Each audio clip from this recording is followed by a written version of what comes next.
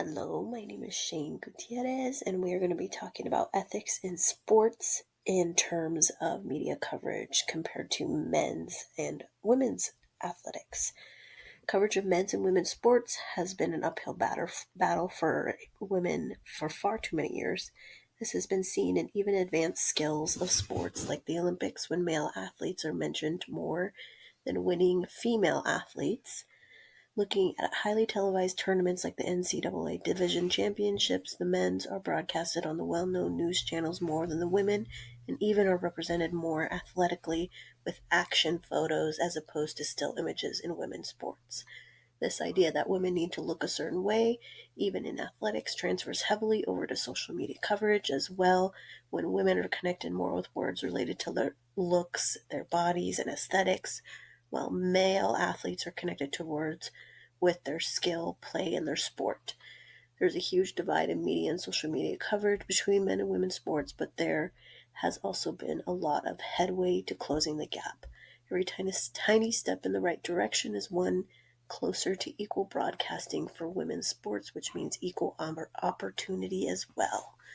So we looked at the New York Times for about a week with The Athletic, which is a sports section off of the New York Times, which is circulated nationally with international news.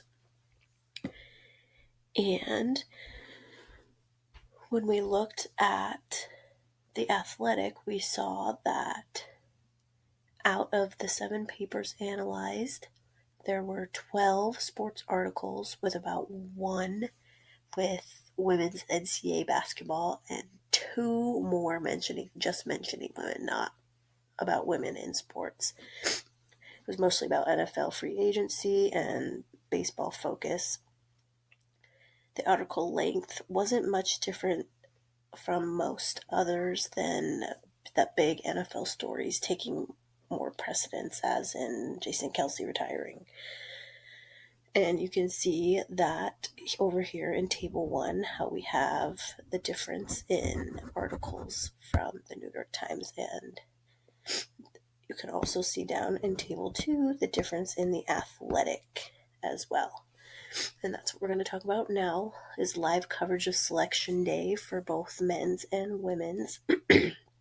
And you can see here in Figure 1 how the men's selection was held a bigger part of the broadcasting than the women's and had a bigger still photo. But you could see it was still an action of celebration when the women's was just sitting there still. And the men's NCAA section had 5 articles when the women's only had 3. Women's soccer had 3 articles, while the men's also had 5.